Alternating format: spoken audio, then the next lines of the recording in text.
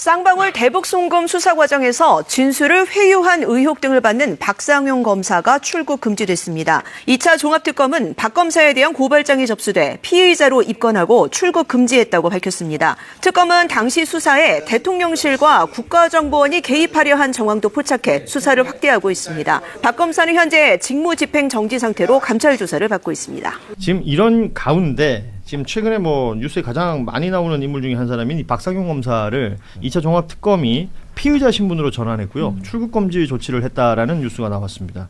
이게 이렇게 되면 이제 본격적으로 뭐 압수수색이라든지 소환 조사라든지 이렇게 쭉 이어질 것으로 보이는데 피의자 전환했던 부분에 전환한 이 특검이 전환한 부분에 대해서는 어떻게 보고 계세요? 너무 진작에 있었어야 되는 일이라고 진작에 생각하고요. 직무 배제도 마찬가지라고 저는 생각하고 검찰은 수사로 말해야 되는데 이 사람은 정치를 하더라고요. 그리고 수사를 하지 않고 사냥을 한 겁니다. 사실 사냥을 했다. 그게 드러난 거예요. 어떻게 이렇게 모렴치하게 얘기합니까? 검사 출신들 평생을 검찰에 몸바쳐서 일하신 분들이 얘기하더라고요. 우리 그렇게 수사하지 않는데 이건 상례가 아니고 통례가 아니다. 그런데 이 절차가 낯선 분들한테 거짓 호도를 하는 거예요. 원래 검찰이 그런 식의 수사를 하는 것처럼. 그러면 안 되는 거예요. 그러니까 검찰 내부에서도 두둔하는 목소리 안 들리잖아요. 왜? 이거는 그냥 거리두기를 해야지만 본인들 조직이라도 그냥 유지가 되는 거거든요. 지금 없어질 거지만 어떻게 이런 정치 꿈나무 짓을 합니까? 지금 현재 검사가. 근데 의외로 생각보다 옹호를 하는 전형직 검사 출신 법조인들이 꽤 있어서 저는 그것도 놀랐습니다. 이 정도 나왔으면은 전 당연히 옹호하는 근거는 뭐예요? 이제 그 투사다.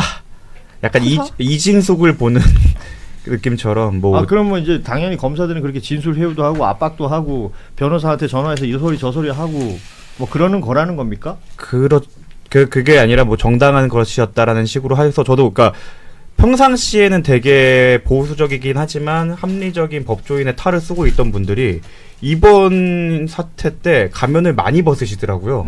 아니 법을 집행하고 헌법을 수호한다는 이 검사라는 사람이 국회에 나와서 증인선서 거부하는 모습을 보이는 건 나 법 안 지킬 거예요 라고 말하는 게 어디가 정당하다는 겁니까? 그러니까 무슨 이유로? 이 박상용이라는 사람이 뭐런 얘기를 하냐면 이 피의자 그러니까 피의자 신분으로 전환된 것에 대해서 이거 정치적인 조치다. 자기는 진술 회유를 한 적이 없기 때문에 당당하게 임할 것이다. 이런 얘기를 했어요. 그 당당함으로 보인 게 뭡니까? 증인선서 거부하고 지금 국민의힘 앞에 쪼르륵 달려가서 이름은 청문회라고 붙여놓고 자기들끼리 뭐 간담회라고 해야 됩니까? 아니면 일종의 롤플레잉을 한 겁니까? 전용기 의원의 표현을 빌리면 이거 작전회의 같다라는 거 아닙니까? 국민의힘이 계속 미친 상태다 라는 생각이 들어요. 전륜하겠다고 했잖아요. 전륜하겠다고 했는데 왜 윤석열 정부 때 검찰 그 위에 윗선이 누구겠어요? 박상용 이야기를 저는 감사하는 이유가 그 윗선들도 연결돼 있기 때문에 박상용을 이렇게 감사한다고 봐요. 우리 전에도 이야기했습니다만은 이해찬 총리 이야기도 나왔고요. 그다음에 국정원 이야기도 나오고요. 그다음에 이시원 비서관 이야기도 나오고 그러면은 그 윤석열 정부 핵심부와 다 연결돼 있었던 거예요. 저는 그 연장선상에 있는 거예요. 제가 다른 방송에도 말씀드렸지만 그 오징어 게임의 명대사죠. 저는 이 게임을 해본 적이 있습니다를 외칠 수 있는 게 제가 불과 몇 년 전에 청문회에서 봤던 한 분이 계세요. 그리고 그분도 되게 존경받는 사령관이었는데 갑자기 선서를 거부하더니 장 외에서 SNS에서 엄청 글을 쓰다가 그리고 국민의힘 의원들의 비호를 받고 있었죠. 지금 현재 구속 피고인입니다. 저는 아마 이번 사건도 그때 최혜병 사건 당시 인성근 씨의 경우처럼 비슷하게 흘러가지 않을까 싶어요. 본인은 포스트 한동훈, 뭐 포스트 윤석열, 포스트 주진우를 노리겠지만 이미 너무 많이 나왔고 이분에 대해서 지금 정치권 밖에 제도권 밖에 있는 법조인들이 옹호를 할 수는 있겠지만 이분들에 대한 단죄가 저는 곧 이루어질 거라고 생각을 합니다. 포스트 윤석열 좋네. 감옥 가겠네. 그래서 뭐 계속해서 한 얘기지만 그때와 지금은 판이 다르다. 그리고 이제 검사들이 한 번씩 어떤 정치적인 행위들을 할 때 그러니까 법적인 처벌을 그동안 안 받았다는 거예요. 예를 들어서 위증을 했다라고 쳐도 위증에 대한 수사를 하는 것도 검사들이고 그 이후에 위증이 제대로 된 처벌된 케이스들도 거의 없다는 겁니다. 그러니까 이게 그 서민석 변호사에게 전화를 박상용이 하잖아요. 근데 거기에 대화 내용 자체를 우리 같은 사람이면 못 해요. 그렇죠. 왜? 녹음되고 있을 것 같아서. 근데 박상용은 그런 전화를 수십 통을 할 수 있는 이유가 뭐 알면 어때? 어차피 이거 수사도 나중에 우리 검사들이 다 할 거고 우리가 뭐 기소도 할 텐데 우리가 기소 안 하면 되지. 이 그동안에 쌓여왔던 사례가 있기 때문에 자신감이 있으니까 막 이렇게 말했던 거 아니에요. 근데 이제 저는 박상용도 참 그 답답한 게 지금 박상용과 관련돼 가지고는 네가 불법적인 수사를 했냐 안 했냐, 회유를 하고 협박을 했냐 안 했냐 이걸 물어보고 있는데 갑자기 공소 취소 안 하면은 나 선수할게. 공소 취소 다른 문제거든요. 예. 그리고 공소 취소를 뭐 민주당 국회의원들이 할 수 있는 것도 아니잖아요. 기소를 한 주체가 다르잖아요. 네, 그건 검사가 하는 거잖아요. 예. 그러니까 이것도 교묘히 조금 물타기를 하는 것이다. 저는 그렇게 봐요. 지금 이 내용들이 하나하나 차곡차곡 쌓이고 있는 것이고요. 오늘 민주당 조작기소 의혹 관련해서 이 특위가 수원지검과 서울중앙지검 현장 검증에 나서는데 모르겠어요. 현장 검증이라는 게 어떤 걸 체크해야 될 것인지 이게 저는 잘 모르겠더라고요. 일단 그 검찰청에 보면은 입구가 꽤 많습니다. 예, 자주 지각을 했던 법무관 입장에서는 지하로 어디로 이렇게 돌아다니는 공간이 많아서 아마 태그 기록을 확보를 하기 위해서 그 분명히 그때 뭐 태그 기록이 어디 없다 막 이런 식으로 발뺌했다 나중에 들통난 걸로 알아요. 그래서 수원지검이 제가 기억하기로는 입구가 꽤 있기 때문에 그런 것들을 한번 확인해서 아 여기서 엘리베이터 타면 13층으로 바로 갈 수 있구나 이런 부분을 확인해야 될 거고 그 연어술 파티가 있었던 장소 뭐 말장난을 해요. 검사실이 아니라 영상 녹화실이다. 아니면 그 옆에 있는 별실이다 이런 거 하는데 그 현장을 봐갖고 아 여기서 교도관을 대기시켰구나 이랬구나라는 구체적인 것을 한번 확인한 다음에 의의가 있을 것 같아요. 아니 또 마트에서 그 페트병에다가 물 버리고 거기다 소주 채운 다음에 그다음에 그 통과 검색대를 통과하는 것도 다 시연을 해봐야 될 것 같아요. 그러니까 그들은 그러잖아요. 아 일주일에 검색대가 있는데 어떻게 술을 반이반이야라고 하잖아요. 아니 근데 우리 이거 그냥 가지고 들어가면 어떻게 뭐 엑스레이가 이게 소주인지 물인지 이거 어떻게 합니까? 그리고 그건 진짜 말이 안 되는 게 검찰청 검색대에서 직원입니다 하면 그냥 들어가요. 예. 그 직원은 그냥 들여 보내줘요. 그러니까 법무관 시절에 지각을 많이 했나 봐요. 네. 그렇군요. 코멘트 하겠습니다.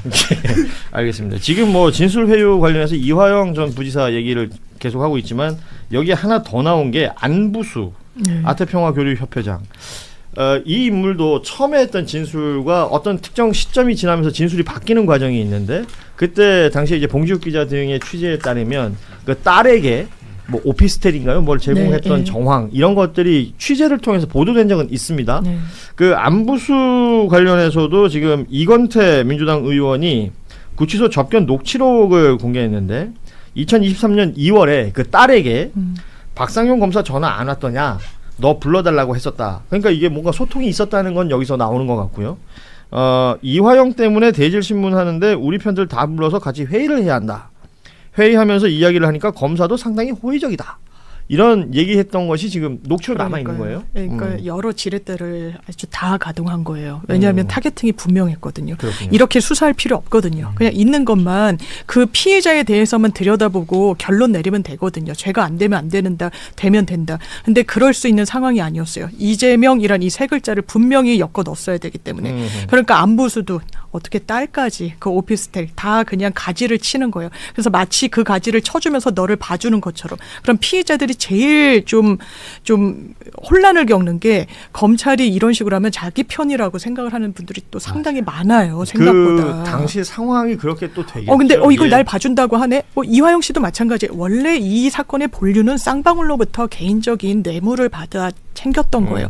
근데 이걸 작게 해줄게, 덜어줄게, 치워줄게, 대신 이걸 해봐. 이재명을 불어봐. 이러면 고민이 되는 거예요. 김성태는 더 심한 거죠.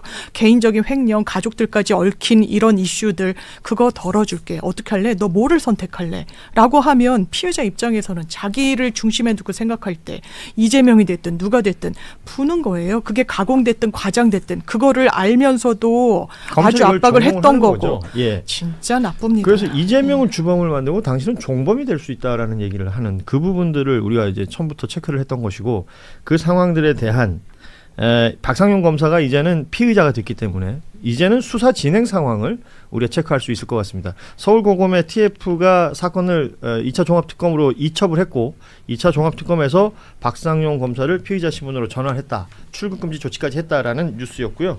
야, 그러면 그 이야기로 좀 들어가 볼까요? 그러니까 오늘 종합특검에서 지금 박상용 검사에 대해서는 피의자로 입건을 했고 네. 출국 금지를 했다고 네. 하거든요. 이 정도 상황이면 수사가 꽤 진행됐다 이렇게 봐야 되는 근데 겁니까? 원래는 이제 서울고검 TF에서 이걸 진작에 했어야 되는데 검사들이 검사 수사 안 하려고 하니까 그렇죠. 이렇게 샤이페일 미루다가 결국엔 특검으로 갔는데 그거야 뭐 이제 당연한 거고요.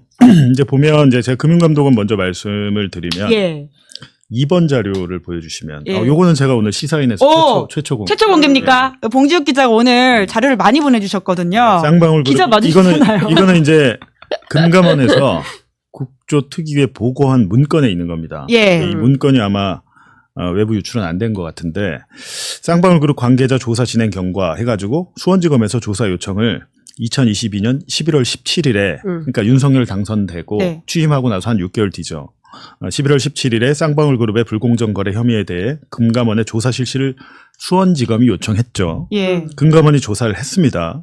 조사를 착수했고 조사 결과 처리를 이듬해 8월에 금감원이 2023년 8월이면 언제냐면 이화영 부지사가 예. 연어예술 파티 폭로하고 예. 재판에서 정신 차려 이화영하고 국회 국감 한 달 전이잖아요. 이때 이제 금감원이 패스트트랙 절차를 통해 검찰의 조사 결과를 통보. 이게 이제 금감원장이 와서 얘기를 하던데 압수수색 영장을 가져와서 이 결과를 가져가라고 그렇게 얘기를 했는데 안 가져갔잖아요. 근데 100억 원대 쌍방울의 주가 조작 증거를 다 확보를 했는데 금감원이 그거를 안 가져가니까 금감원으로서는 패스트트랙이라는 거는 이 사건이 막 급해. 지금 막 주가 조작 지금도 이루어지고 있어. 그러면 패스트트랙으로 일단 이런 게 있습니다라고 보내는 거예요. 통보를 했는데 결국에는 이게 사건이 되려면 검찰이 이거를 수사를 사건을 잡아가지고 압생 영장을 가져와야 되는데 그걸 안 하더라. 라는 게 지금 밝혀졌잖아요. 그때 금감원장 누굽니까? 이복현. 네, 이복현인데 그렇게 되면 사실은 검찰이 안 가져가더라도 수사 의뢰를 해야 됩니다. 금감원이. 그쵸. 그걸 안 한 것 같아요. 예. 근데 예. 진짜로 그럼 1번 자료를 보시면 진짜 어떻게 했냐 보니까 너무 급했나 봐. 2023년 8월 1일에 금감원이 지금 보낸 거죠. 금융위원회 위원장한테 거의 뭐 야, 1차 강사 같으시네요. 거의 저희 지금 보면 이 제목 스터디하고 있는 것 보세요. 같아요. 불공정거래 사건 긴급조치 요청 난리가 난 거지. 예. 지금 이렇게 급하게 해달라고 그랬는데 수원지검은 지들이 조사해달라고 요청한 다음에 조사 결과를 안 가져갔다. 이게 심각한 문제죠. 앞뒤 맥락을 좀 알려주시면 좋을 것 같다라는 생각이 드는데 이게 사실 사건의 연원이라고 하는 게 꽤 길고 제가 이제 예. 여태까지 얘기한 것은 김성태 쌍방울 그룹 회장이 2023년 1월에 들어왔을 때는 이재명 모른다라고 뭐 예. 사실 뭐 몰라요. 만난 적도 없으니까. 근데 모른다고 했다가 오자마자 한 달 안 돼가지고 검찰이 협조하기 시작하거든요. 네. 전 그 협조의 동기를 주가 조작 혐의를 빼줬다고 생각을 해요. 그러니까 100억 원대 주가 조작 혐의랑 예. 뭐 이화영에게 뭐 2, 3억의 뇌물 이건 완전 사이즈가 다른 거예요. 자본시장법에서 100억 원대 주가 조작 혐의면 징역 10년 이상 나올 겁니다. 근데 지금 김성태가 이화영에 대한 뇌물 공여 등 대북 송금 등으로 받은 게 징역 2년 6월이에요. 그럼 형량이 몇 배 차이가 납니까? 저는 이걸로 거래를 했다고 생각을 하는 거예요. 그러니까 이게 되게 중요하다고 제가 보는 게 금감원에서 검찰 니네가 수원지검 니네가 조사해달라고 해서 다 줬는데 안 가져갔고 이걸 묻었잖아요. 결국엔 이걸 기소를 안 했어요. 주가 조작을. 이거는 엄청난 딜을 한 거죠. 형량 거래, 그러니까 김성태가 검찰에 협조한 그 동기에 대해서 이번에 금감원에서 정확하게 밝혀졌다. 네. 근데 지금 이게 금감원뿐만 아니라 국정원에서도 유사한 국정원에서 바로 지금 이제 봉지욱 기자가 얘기한 그 나노수 주가 조작 의혹 사건에 대해서도 국정원에 조사를 해요. 내부에서. 그런데 여러 가지 증거들이 다 나왔음에도 불구하고 이 사실에 부합하는 자료들은 걸러서 모두 66가지의 조사인가 그게 또 준비가 돼 있습니다. 아, 그래요? 12번 자료. 12번 자료. 얘기 좀 오늘 하려고 강사 그랬더니. 봉지욱 네. 총 정리하고 계시는데 이게 이제 이거는 국가정보원이 이번 국조특위에 보고한 문건이에요. 보고 문건인데 역시 뭐 이게 언론에 나오진 않는데 국정원은 또 특이하게 이 보고 문건을 2급 비밀로 붙였어요. 네. 지금 이건 2급 비밀이라서 외부에 유출되면 안 되는데 제가 판단하기에 일단 국정원 이종석 국정원장이 그 국조에서 본인이 이 내용은 대부분 얘기를 했고 근데 얘기하지 않은 내용도 있고 이종석 국정원장이 저렇게 쭉 얘기를 하는데 저게 도대체 무슨 의미야?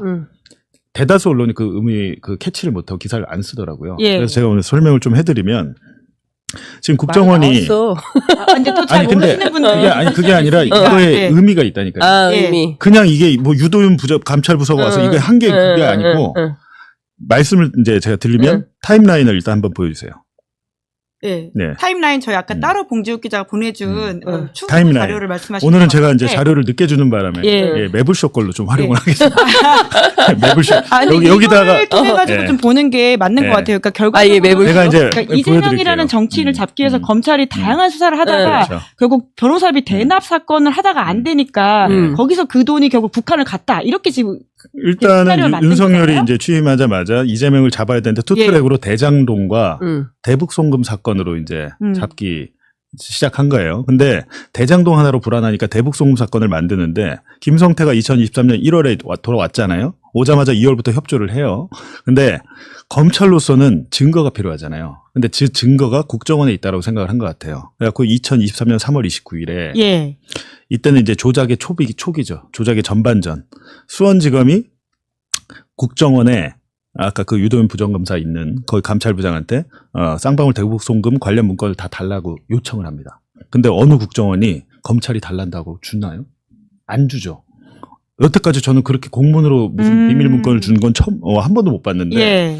4월 22일에 유도윤 감찰부장 이분이 이제 부장검사 검찰 출신 검찰 부장검사 파견 나간 분이죠. 보통 국정원에 또 그런 사람이 그리고 이제 네. 유도윤 이 부장검사는 윤석열 중앙지검장 때도 국정원에 있었어요. 파견을 나갔는데 윤석열 중앙지검장 때 국정원 댓글 사건 수사했잖아요. 수사했을 때 국정원에 파견 나가서 그 수사에 협조한 사람이에요. 예. 그러니까 윤석열과 아는 사이라고 봐야 되겠죠. 근데 이 자기가 써봤던 사람을 다시 안 친 거예요. 자기가 취임하자마자 다시 보내서 저 유도윤 이제 검사가 수원지검에 공문을 회신해 줬어요. 회신해 줬는데 이때만 해도 제목 정도가 한 것 같아요. 제목. 근데 내용이 궁금할 거 아닙니까? 수원지검에서 제목만 봐선 잘 모르니까 유도윤 검사가 5월 10일에는 66건의 국정원 문건을 열람을 합니다. 예. 열람을 하고 53건은 보니까 이거는 검찰에 불리해. 이거 숨겨라고 비닉 지시를 한 거예요. 이건 이제 국정원 보고서에 나와 있는 내용이죠. 근데 5월 10일에 지금 유도윤이 숨겼죠. 숨기고 이틀 뒤에 박상용이 이화영 재판부에다가 국정원 문건 압수수색해야 됩니다 하면서 의견서를 냅니다. 네. 의견서를 내요. 9번 자료. 네. 이 중간에 끌어서 죄송한데 이게 고맥락이다 보니까 사람들이 좀 따라가기 어렵다라는 이야기들이 있어가지고 약간의 설명을 앞에서를 해드리고 해야 될 것 같은데 그러니까 결과적으로 이게 쌍방울 대북 송금 사건이라고 하는 게 지금 진술밖에 없는 거잖아요. 그러니까 사실 증거를 북한에서 돈을 받았다라고 하는 내용 증명을 해줄 수도 없는 것이고 이제 그러다 보니까 진술이 굉장히 중요한 상황에서 이 진술 외에 뭔가 그 추가적인 증거들이 국정원을 통해 가지고 받으려고 했다라고 하는 그때 이제 거라고 이해하면 되나요? 당시에 이제 재판에서는 이화영도 그렇고 안부수도 그렇고 국정원 블랙용원 김 씨한테 다 관련 내용을 얘기를 했다, 보고를 했다라고 이제 얘기를 하니까 재판장도 야 그럼 국정원 문건 보면 되겠네 이렇게 된 거예요. 근데 박상용 수원지검 입장에서는 뭐가 있는지 모르니까 불안했던 것 같아요. 근데 불안했던 거 지금 저희가 설명드린 게 뭐냐면 압수수색 영장을 순수하게 받아서 가서 압수를 해온 게 아니고 그러니까 재판부에서 영장을 내주기 전에 다 알고 있었던 거죠. 가면 13건만 있구나. 다 처리됐구나. 그러니까 골라받은 거예요. 예, 검찰에서. 그러니까 유리한 국정원과 윤석열 당시에 국정원 검찰이 사실상 한 몸이 돼가지고는 그렇죠. 합작을 했다. 합작을 했다는 건데 그때 국정원 감찰부장도 부장검사였고. 그러니까 박상용 9번 자료를 보여주시면 그 유도윤 부장검사가 국정원에서 숨겼다고 했잖아요. 숨김 지시를 한 이틀 뒤에 박상용이 재판부에 국정원에 대한 압수수색 영장이 필요합니다라고 재판장한테 읍소를 합니다. 읍소를 해요. 읍소를 하고 다시 타임라인으로 가면 이게 제가 왜 이 말씀을 드리냐면 사전에 다 짜고 쳤다는 게 지금 이번에 드러났다는 거예요. 정확하게 드러났다는 거고 일주일 뒤 5월 19일에 수원지검이 유도윤이 특정한 13건만 가져옵니다. 가져와요. 몇 번이에요? 7번. 7번 자료를 보시면 이것만 보면 다 아십니다. 지금 여기서 보시면 목록이 하나 있고요. 목록 빼고는 지금 14건으로 돼 있는데 여기서 11번은 2급 비밀 사본 배포 이건 기한문이라서 이건 빼고 이거 빼면 13건 맞죠. 정확하게 맞아 떨어집니다. 누가 갔습니까? 박상용이 가가지고 압수해 왔어요. 여기 박상용 써 있잖아요. 검사 박상용. 여기서 이제 얘들은 잘 됐다 끝났다. 라고 할지 이제 안심을 했던 것 같아. 근데 다시 타임라인으로 가면. 그리고 딱 안심을 하고 6월 14일에는 갖고 왔죠. 블랙용원 김 씨가 재판부에 증인으로 채택이 됩니다. 문건을 가져와서는 안 되고 이 문건 작성한 사람 불러서 증인 신문해야 되잖아요.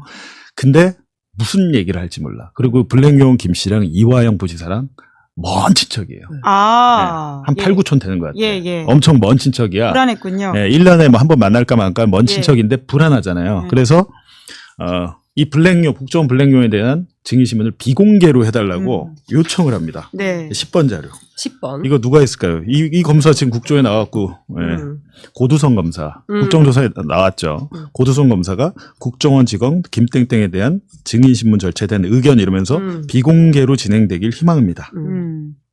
이렇게 이걸 그래갖고 당시에 우리 언론이 이 블랙용 김 씨가 나와서 검찰의 불리한 증언을 쏟아냅니다. 이거는 뭐 대북 뭐 송금 이런 거 뭐 이재명 그런 거 아니고 저는 그렇게 들은 바가 전혀 없다. 전혀 없고 당시에 북한이 북미 하노이 회담을 앞두고 돈이 필요했다. 그 자금일 것으로 추정된다라고 얘기를 해버려요. 근데 우리 언론이 한 줄도 못 씁니다. 왜? 그때 봉지욱 기자가 엄청 많이 얘기했어요. 그러니까 이게 지금 왜 이런 일이 벌어졌는지가 국정원과 검찰이 사전에 짰고 계속해서 협력했다는 거. 제가 이제 타임라인을 말씀드리는 건데 지금 여러분께 보여드린 거는 수사 기록이 일부 있는 것이고 국정원 보고서가 있는 것이고 하는 건데 6월 20일에는 그래서 그 국정원 블랙용 1차 증인신문이 그렇게 나오는데 검찰이 불리해. 불리한데 이때 당시 이화영 측 변호사들이 잘한 게 뭐냐면 야 1차 국정원 압수수색할 때 13건 갖고 왔는데 더 있을 것 같은데? 왜 더 있을 것 같은데 알게 되냐면 저 블랙용 김 씨가 이거 왜 13건밖에 없지? 그 다른 폴더에 보면 더 있을 건데요. 이렇게 얘기를 해요. 법정에서. 그러니까 아주 훌륭한 증인이었어요. 네, 그래가지고 이게 다가 아니구나라는 걸 알게 되잖아요. 그러니까 이화영 측에서 한 번 더 압수수색합시다. 라고 얘기를 하고 6월 21일에 이번에는 검찰하고 이화영 측 변호사 이한희 변호사가 같이 가서 압수수색을 해서 사실상 막 뒤지는 게 아니고 준비된 대로 받아오는데 앞서 유도인이 숨겼잖아요. 대북 관련 부서 4개 중에 유도인이 2개만 본 거예요. 나머지 2개 부서를 안 본 거예요. 그 나머지 유도인이 안 본 부서의 문건 32건을 가져옵니다. 32건을. 32건을 추가로 확보해요. 근데 그 문건이 뭐였냐면 3번 문건. 그 중에 하나 굉장히 의미 있는 문건이 검찰과 국정원의 합작에도 불구하고 그 이화영 측 변호인이 가져오는데 3번 문건. 이게 그렇게 해서 가져왔더라고요. 저는 이 문건을 봤을 때 검찰이 이거를 왜 갖고 왔을까? 국정원과 짰으면 안 갖고 왔어야 되는데 라고 생각하는데 이거는 이화영 측이 갔기 때문에 못 숨겼어요. 그러니까 유도윤과 박사용이 사전에 짰을 텐데 예측을 못한 엉뚱한 데서 이 문건이 나온 거예요. 역시 수사는 생물이다 보니까. 그래서 여기 보면 정확하게 나오지 않습니까? 북한 정찰총국 소속 이호남이 2019년 3월경 남북경협연구소 대표 김한신에게 대북 사업으로 계열사 주가를 띄워주는 대가로 수익금 일부를 받기로 했다며 쌍방울이 수익금을 일주일에 50원씩 그러니까 주가 조작 수익금을 줄 테니까 백화점 상품권 김한신 대표 당신이 백화점 상품권을 구입해서 중국으로 보내달라고 리호남이 요청했다. 라는 게 있고 이 뒷장은 더 자세하죠. 4번 자료. 이렇게 자세하게 나옵니다. 이거를 독자들한테 다 나눠주셔야 돼요. 그러게요. 저희가 지금 알게 띄우고 있구나. 있어서 이걸 여기에 보시면 주가 조작 수익금을 받기로 했는데 뭐 계좌로 받을 수는 없잖아요. 그러니까 롯데백화점 정확히 제가 취재를 해보니까 롯데백화점 상품권이 이게 현금으로 바꾸면 되게 환가성이 좋대요. 그래갖고 롯데백화점 상품권으로 좀 구입해서 보내달라고 그랬더니 김한신이 너 미쳤냐?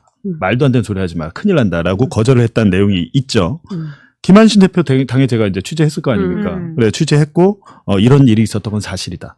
라고 이제 증언을 확보했고 제가 보도를 한 내용이에요. 근데 여기 보면 국정원이 이렇게 자세하게 알고 있었습니다. 쌍방울의 대북 사업 추진 경과라고 써 있죠.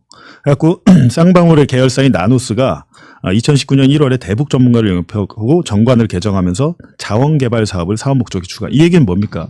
쌍방울이 지네 그 자원개발 뭐 이렇게 협약 같은 거 맺어가지고 주가 뻥튀기 하려고 했다. 뭐 그런 내용이에요. 포리오를 수입한다 어쩐다 뭐 이런 얘기가 있었어요. 그러니까 쌍방울이 이재명이란 이름은 없는 거잖아요. 그러니까 핵심이 그거 아니에요? 아니 그러니까 쌍방울이 왜 이 돈을 보냈는지에 대해서 국정원이 다 알고 이렇게 적어놓은 거예요. 그리고 5번 자료 보시면 이것도 아마 처음 나가는 걸 텐데 5번 자료 보시면 문건들은 다 지금 오늘 처음 나오는 것 같은 지금까지 못 본 문건이. 이걸 국정원 문건입니다. 근데 5번 자료를 보시면 쌍방울 최근 동향하고 두 번째 문단 최근 동향이 있고 쌍방울 그룹은 북측과 물밑 접촉을 지속하면서 합의서 공개 체결식을 요청 중인 가운데 금년 들어서는 사업 강행 의지도 표출. 이게 뭐냐면 쌍방울이 돈을 주고 뭐 합의서는 맺었는데 비밀 합의를 네. 이거는 공개되면 안 되는 건데 김성태가 가장 하고 싶었던 것은 평양에 가서 북한 단천지구의 히토류 개발을 쌍방울이 독점 사업권을 따냈습니다라는 공개 체결식을 하고 싶었던 네. 거예요. 그 얘기가 써 있는 겁니다. 그럼 이게 이재명을 위한 대북 송금을 위한 건가요? 아니면 본인의 회사를 위한 공개 체결식인가요? 국정원이 이렇게 다 알고 있었던 거죠. 심지어 이 근데 국정원이 당시- 아는 내용을 검찰이 그렇죠. 압수수색해서 가져가서 중요한 알고 있었다는 것은 이 거잖아요. 공개 체결식을 해서 실제로 히토류를 수입해 오려고 한 게 아니라 히토류를 수입한다라는 기사 그리고 주가 조작. 그리고 아니, 주가 근데 조작, 제가 말이 안 주가 되는 게 뻥튀기기. 쌍방울이 그 네이만드 팬티 만들고 이랬는데 단천지구에 히토류가 얼마나 매장돼 있는지 알지도 못. 북한도 몰라요. 북한 약간 자기들도 몰라. 솔직히 말하면 이게 대왕고래 같은 거예요. 아. 네, 대왕고래. 북한도 모르는데 이건 뭐 석유 뭐 네. 뽑아내겠다는 똑같은 얘기거든. 예. 그리고 만약에 진짜 그거를 한다고 치면 누가 가야 되겠습니까? 제대로 예를 들면 그 정도 사이즈 전문가들이 가야지. 몇 조가 들어요, 몇 조가. 왜냐하면 거기 기반 시설 도로고 뭐고 다 해야 될 거 아닙니까? 캐서 뭐 수출해야 되고 이럴 테니까 말도 안 되는 일이죠. 근데 김성태는 주력 계열사의 자원 개발을 이미 추가해 놓고 네. 체결식하면 어떻게 됩니까? 뻥 튀기잖아요. 근데 김성태 그 쌍방울 계열사의 특징은 뭐냐면 주식 상당수를 김성태가 들고 있습니다. 그리고 전환사채를 갖고 있어요. 네. 이게 500원 주고 내가 샀는데 뻥 튀겨지면 이게 10,000원 되잖아요. 그럼 내가 500원에 10,000원짜리 살 수 있는 거잖아요. 그 전환사채. 김성태가 그걸 엄청나게 갖고 있어요. 김건희 비슷한 거예요. 그런 건 솔직히 말하면. 그러니까 제가 이 말씀을 드리는 게 이제 이번에 국가정보원에서 이런 일이 도대체 어떻게 벌어졌는지에 대해서 국정원과 검찰이 합작을 했다는 사실인데 지금 아마 공개된 거는 구체적인 건 없잖아요. 예. 그 구체적인 게 이제 종합특검에 다 넘어간 거죠. 아, 이런 기록들이 그렇겠네요. 그러니까 네. 사실 검찰은 다 알면서도 묻었던 것들인데 드디어 진실을 밝힐 수 있는 특검에서 이 자료가 아니 확보됐다. 오늘 봉지욱 기자가 이 공개한 이 내용들, 이 어쨌든 국정원 내부 문건, 그러게요. 2급 기밀 예. 문건에 해당하는 이 문건에 진짜 나온 일타강사네요. 바에 따르면 예. 이거는 2023년, 2022년, 2021년 그때부터 대한민국 국정원과 대한민국의 검찰은 이 사건의 실체를 알고 있죠. 있었던 예, 거예요. 예, 알고 그게 있으면 핵심이죠. 그렇죠. 예, 이게 예. 핵심인 사실은 이거 천인공노할 범죄입니다. 여기 이재명의 이의는 없다. 그게 아니 그 이재명의 이가 없을 뿐만 아니라 이거는 전혀 그 상관없는 아니, 그러니까 쌍방울의 어떤 사건을 만들었다는 거죠. 개인 맞다. 비즈니스에 해당하는 봐봐. 거를 11번 자료 빼먹었네. 11번 자료를 보시면 이화영 변호사가 가서 리오난 문건을 가져와 보니까 깜짝 놀랐나 봐. 검찰의 또 재판부에 국정원 문건의 비밀 문서 취급 필요성. 이거 1번에 보시면 이건 어디서 쓴 수원지검에서 이건 수사 기록에 있습니다. 재판부에 이렇게 한 거예요. 지금 최근에 가서 또 갖고 왔습니다. 추가로 압수했습니다. 비밀 문서로 취급해 주기를 요청드려요. 재판장한테 이렇게 한 건데 이거 왜 그럴까요? 아까 그 리오난 문건 때문에 그런 거예요. 그게 세상 밖으로 나가면 걸리면 재판이 틀어질 수 있으니까 예. 이런 짓까지. 아니 한답니다. 그러면 사실 재판 겉으로는 조직적으로는 검찰과 국정원이 이렇게 짜웅을 하고 예. 그리고 사이사이에 서민석 변호사하고 통화하면서 읍소하고 예. 우리를 도와주셔야 됩니다. 저를 믿으십시오. 그 검찰 조사부터 법정까지 이어질 수 있는 일관된 진술이 필요합니다. 뭐 이런 등등의 작업을 했던 거예요.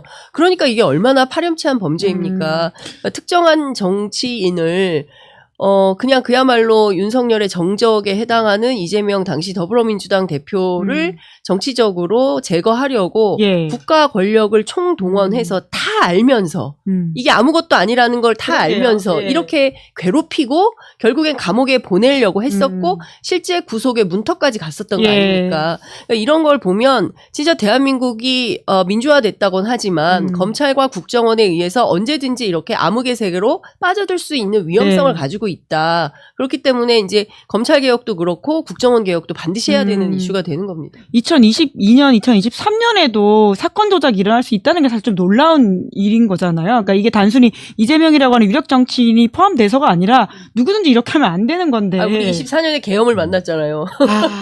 근데 이제 이혼한 문건 이거는 비밀 문건도 아니에요. 이거 일반 문건입니다. 이건 비밀이 안 걸려 있어요. 근데 이걸 가지고 비밀을 걸어달라고 이게 나가서 언론에 보도가 되면 자기들이 곤란해지니까 한 건데 저는 이게 좀 답답한 게 2023년에는 제가 주로 대장동 사건 보도를 하느라고 대북송금 사건을 안 받다가 제가 예. 대북송금 사건 보도한 건 2024년 초부터 보도를 했는데 예. 대북 송금 사건 수사 기록을 보니까 전 너무 깜짝 놀란 거예요. 대장동 사건에 비해서도 굉장히 심플합니다. 대장동 사건도 그렇고 대북 송금 사건도 그렇고 대부분 그 사람들을 설득을 하거나 회유와 강압 압박을 해가지고 3인성으로 한 거 아닙니까? 증인들 3명 정도를. 똑같이 사건의 구조는 똑같은데 대장동 사건은 10년 동안 있었던 일이고 대북 송금 사건은 그렇게 오래 된 일도 아니거든요. 근데 이거에 대해서 예를 들면 수사 기록 안에서 수사 기록이란 건 검찰이 내가 수사해서 재판부에 내는 증거잖아요. 그 안에서도 충돌이 되는 게 굉장히 많아요.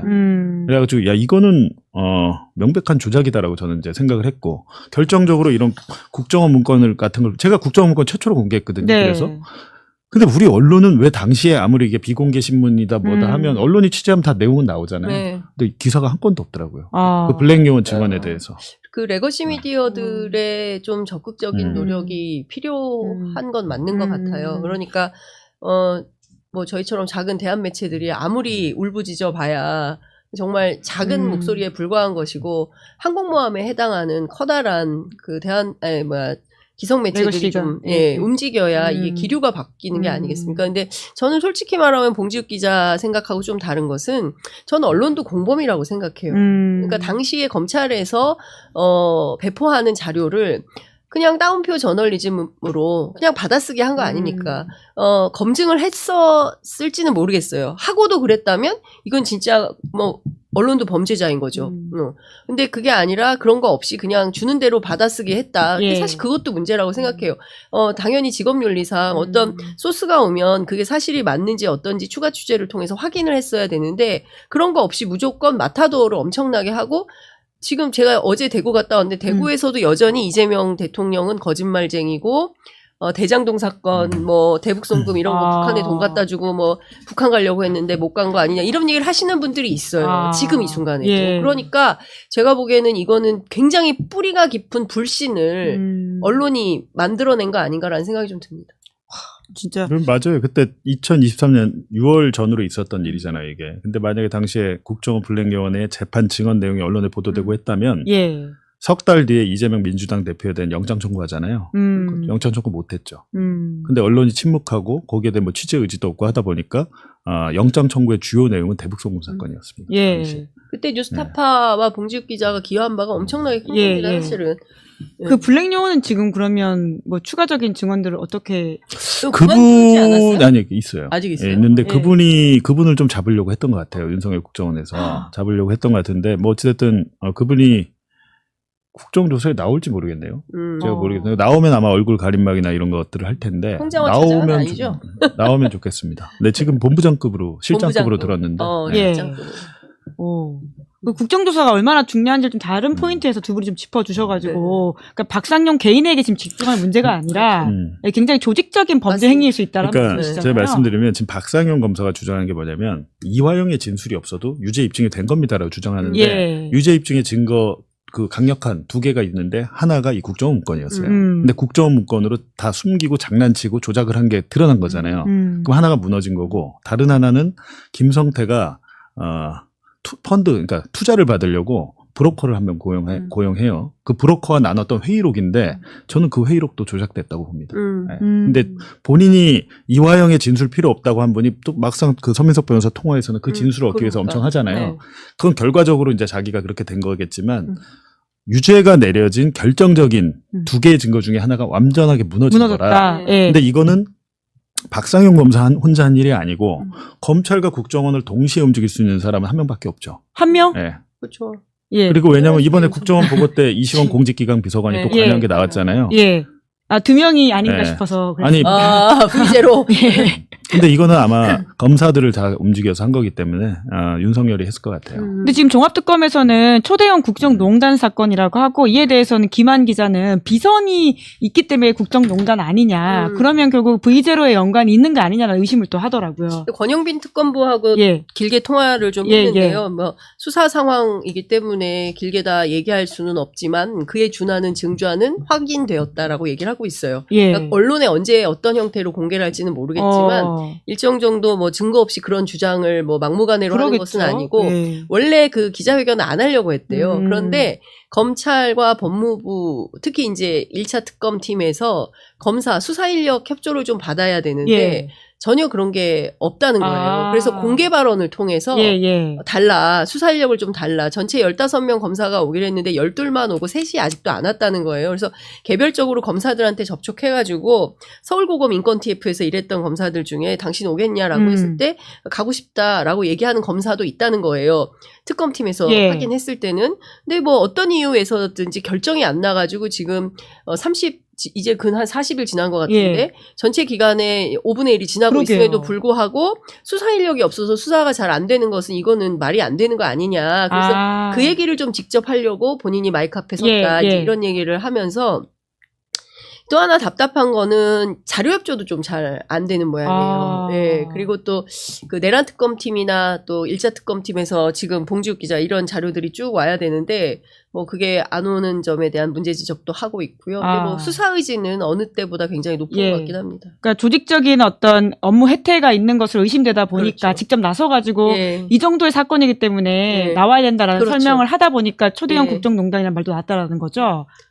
오늘 그런 맥락에서 보면 김지미 특검보가 또 언론에 나와가지고 이야기하는 모습이 사실 또 비판을 받는 면도 있던데 어떤 맥락에서 그런 답답함을 호소했는지 또 알 것 같다라는 생각이 들기도 하고요. 김지미 특검보하고 저도 이제 자주 소통하는 편인데 제가 지금 드린 이런 얘기들이 사실은 내부에 있는 어떤 응어리 같은 거예요. 그러니까 수사 의지는 굉장히 충만한데 내부의 어떤 권력 관계들 때문에 특히 이제 김지미 특검보가 많이 이야기하는 대목은 어떤 거냐면 검찰청이 폐지됐잖아요. 그러고 난 다음에 검사들 스스로가 존재 이전에 대한 불안감이 상당히 크다는 거예요.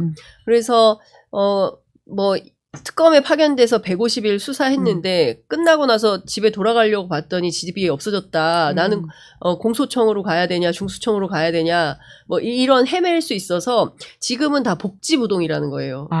검사들이 복지부동. 그러니까 지금 있던 자리에서 이 조직이 다 정돈될 때까지는 그냥 있겠다. 뭐 다른 거 하지 않겠다. 전반적으로 그런 분위기라는 거예요. 그래서 실제로 그런지 또 확인하려고 법무부 고위관계자하고 통화를 해봤더니 긴 한숨과 함께 실제로 그러하다라는 전언을 해주더라고요. 그러니까 여론이 좀 푸시를 해줘야 된다라는 것 때문에 제2특검 팀을 상당히 적극적으로 응원해야 되는 건 필요하고 지금 오늘 굉장히 중요한 자료를 봉지욱 기자가 다 공개를 한 건데 이렇게 엄청난 증거가 있음에도 불구하고 이걸 가지고 마치 무슨 이재명 대통령 공소 취소를 해주기 위해서 조작기소 국정조사를 통해서 빌드업을 하고 정치적으로 공박하려고 뭐 한 명의 검사를 타깃으로 해가지고 집단 민치를 하고 있다. 이제 이런 주장을 이프로스인가 거기에서 검사들끼리 막 주고받고 있고 주요 키워드가 몽둥이더만요. 몽둥이. 이렇게 하고 있는데 제가 보기에는 그게 아니라 실제로 이런 조작한 흔적들이 막 드러나요. 그러면 어떻게 해야 됩니까? 자기들의 잘못을 반성하는 차원에서 부끄럽다고 이야기해야 되죠. 그렇죠. 부끄럽다고 사과하고 다시는 이런 일 하지 않겠다고 하고 스스로 검찰이 공소 취소를 하는 게 맞죠. 그게 수순이잖아요. 그게 상식적이고 합리적인 거잖아요. 근데 프레임을 박상용 검사나 국민의힘은 정반대로 잡아서 마치 정치적 목적으로 이재명을 이렇게 하려고 니네 이런 거 하는 거 아니야? 라고 끊임없이 이제 언론 플레이를 하는 건데 본질은 그게 아니다. 이렇게 엄청나게 새로운 자료들이 나오겠지 않습니까? 앞으로 더 나올 거고. 야, 봉지욱 기자가 정말 이 17건의 문건을 진짜 일타 강사처럼 압축 강의를 해주셔가지고 이것만 보면 뭐가 문제인지 알 것 같다는 생각이 드는데 근데 아까 잠깐 저희가 이야기했었는데 이제 박상용 개인의 문제가 아니라 이제 조직적인 이 범죄 혐의일 수도 있다라는 차원에서 계속 이 사건을 봐야 될 것 같은데 특히나 봉지욱 기자님이 최근에 서민석 변호사랑 인터뷰하면서 박상용만이 아니라 그 검사 2명이 더 연락한 적 있다 이런 이야기를 서민석 변호사가 했다는 거죠. 그러니까 윗선이 더 있다 이런 이야기네요. 박상용 변호사가 주인공이 되는 건 며칠 안 남았어요. 박상용 검사. 박상용은 지금 주인공, 자기가 이제 지금 주인공이라고 생각하고 많이 여기저기 인터뷰도 실어주고 출연도 시켜주는데 본인이 주인공이 될 날이 며칠 안 남았습니다. 박상용은 장기판의 졸이에요, 졸. 졸이다. 졸일 뿐이고 왕은 뒤에 이제 숨어 있을 텐데 그게 전모가 밝혀질 것 같고요.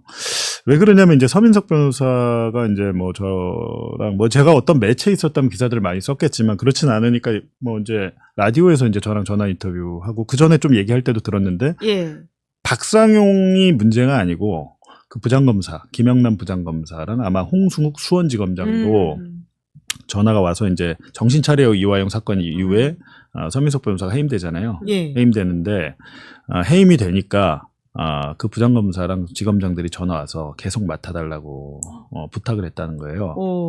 왜 그랬을까요? 그러니까 이거는 박상용이 혼자 벌인 일이었다면 그 부장검사 검사장이 전화하지 않았을 것 같아요. 근데 서민석이 자기들 거래의 통로 역할을 하고 있다는 걸 알기 때문에 전화한 거잖아요. 거래처이기 때문에 그렇게 전화한 거죠. 네. 그러니까 제가 보기에는 저는 이것도 광의의 공작이 아닌가 싶어요. 왜냐하면 그 검찰에서 당시에 이제 박상용 검사를 비롯해서 어떤 얘기를 했냐면, 그 사람 국회의원씩이나 하고 거물급 정치인인데 무슨 뭐 연어회 먹고 그렇게 사람이 횟가닥 해가지고 발언을 바꾸겠냐, 그렇지 않다, 이런 주장을 했는데 완벽한 갑을 관계에서 수포의 자세잖아요. 언제 풀려날지도 모르고 이 감옥에서 영영 있게 될지도 모르고 뭐 정보는 다 차단되어 있고 뭐 휴대폰이 있어요, 뭐가 있어요, 아무것도 없죠. 검사가 주는 정보만 가지고 판단할 수밖에 없는 거고, 저 사건 이후에 한때 변호인이 없었던 적도 있었어요. 그래서 국선 변호인이 붙고 막 이랬던 적도 있고 그렇거든요. 근데 이제 중요한 것은 서민석 변호사를 통해서 끊임없는 거래를 시도하는 거고, 사실 이 얘기는 김광민 변호사도 줄기차게 했었어요. 그러니까 박상용 그 위에 있는 뭐 부장, 검사장, 검찰총장, 법무부 장관, 마침내 내란숙의 윤석열까지 이어지는 쭉 라인업 속에서 이것은 작업이 됐을 것이다 라는 의심을 굉장히 오래전부터 했었고, 결국 그 내용이 지금 또 이렇게 확인이 되는 거다라는 생각이 좀 드는 겁니다. 그러니까 이 사건에 근데 저는 그 말씀 좀 해주세요. 문지석 검사 같은 분을 종합특검에서 좀 데려다 쓰면 어떨지. 지금 아마 어디 고검에 있는 것 같은데. 쿠팡에 관련된 이제 내부 문지석 검사가 그 어미준 검사의 그 맞아요. 수사 무마를 폭로를 했기 때문에 어미준 검사가 이제 상설특검에 기소가 된 건데, 내부 고발 아니고서야 있을 수가 없는 일이 벌어진 거기 때문에 문지석 검사를 추천. 왜냐하면 예전에 아마 삼성 수사를 해서 특수 수사를 좀 했을 거예요. 근데 하여튼 그 법무부 고위 관계자에 따르면 긴 한숨과 함께 내부가 그렇게 녹록진 않다. 아니 저요저요 분위기는 아니다. 그래도 그 정도 그립을 잡고 또 정부가 시켜야 되는 거 아닌가요? 그리고 행정부잖아요. 검사는 독립된 사법부 같은 기관이 아니라 그 행정부 가라면 가고 오라면 오고 이래야 되는 일반 행정직 공무원. 그러니까요. 근데 뭐 이게 그렇게까지 돼야 되는 문제인가라는 생각이 들기도 하네요. 글쎄, 어려움이 많은 것 같아요. 생각해 보세요. 어느 공무원이 인사발령 내면 가는 거 아니에요? 그러게요. 근데 지금 어느 공무원의 저희가 영상을 준비하긴 했는데 잠깐 보고 올까요? 아니면 어느 공무원의 이야기, 지금 사실 국정조사에 나와가지고는 굉장히 다른 모습을 보이고 있는 분이 계시는데 가서 마음을 바꿔서 다시 증인 선서하시고 진술을 해나가는 상황으로 했으면 좋겠습니다.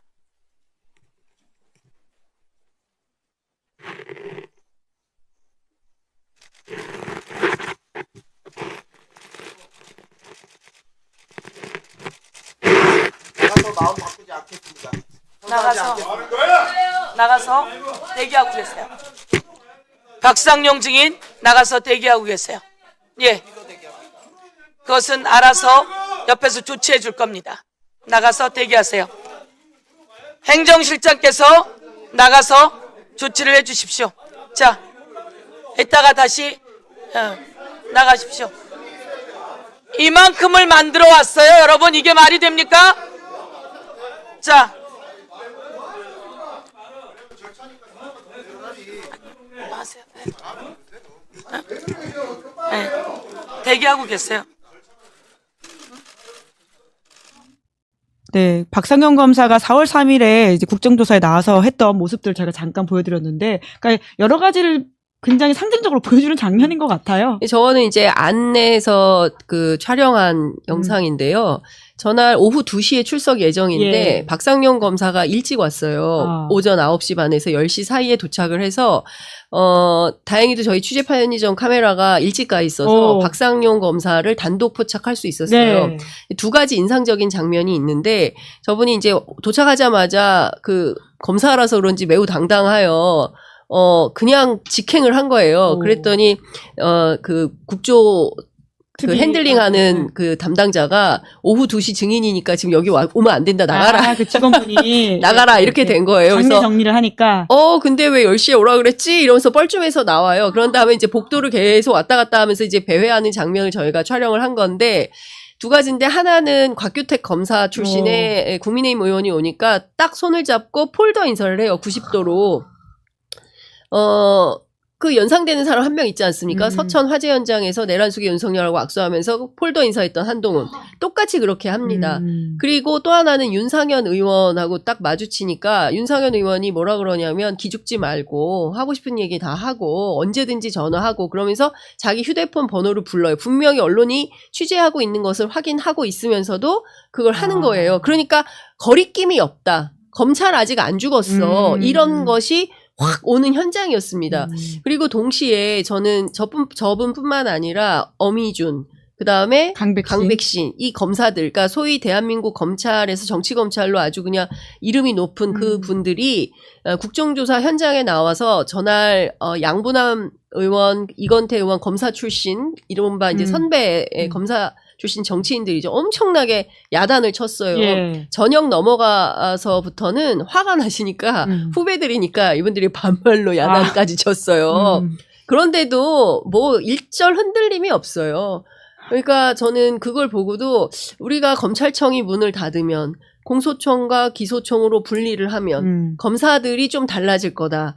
전혀. 근데 제가 지금도 생각나는 게 검찰개혁 초기에 검찰 주요 이제 부장검사급 이상 검사들 취재해 보면 제일 첫 번째 하는 얘기가 뭐였냐면 정치 대통령 임기 5년, 국회의원 임기 4년, 우리 20년째 여기서 수사하고 있어요. 야. 이 얘기를 꼭 합니다. 그래서 검찰은 변화하지 않는구나. 그러니까 공소청이 된다고 해도 그들이 기소냐 불기소냐 권한을 갖고 있는 한 안 바뀐다. 안 바뀐다. 근데 네. 기본적으로 왜 국민의힘이 박상용을 감싸고 돌까? 그것도 이상한 생각을 거예요. 해보면 사실은. 그건 납득이 잘 안 되잖아요. 근데 지금 국정원 문건이나 보고서는 여러 가지를 보면 윤석열 정권 때 국민의힘이 여당 아니었어요. 예. 네.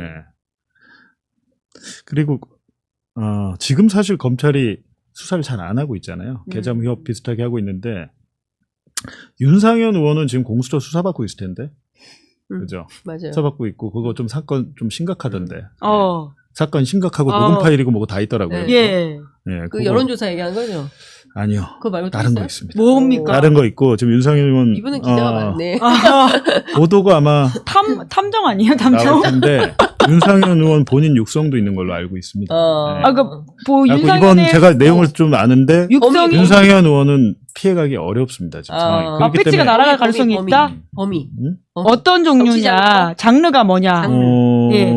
특수수사입니까? 하여튼 뭐 제가 하지 않는 거를 제 후배가 하는데 곧 제가 나온다. 곧 나온다. 예, 기대하도록 하겠습니다. 대본각도.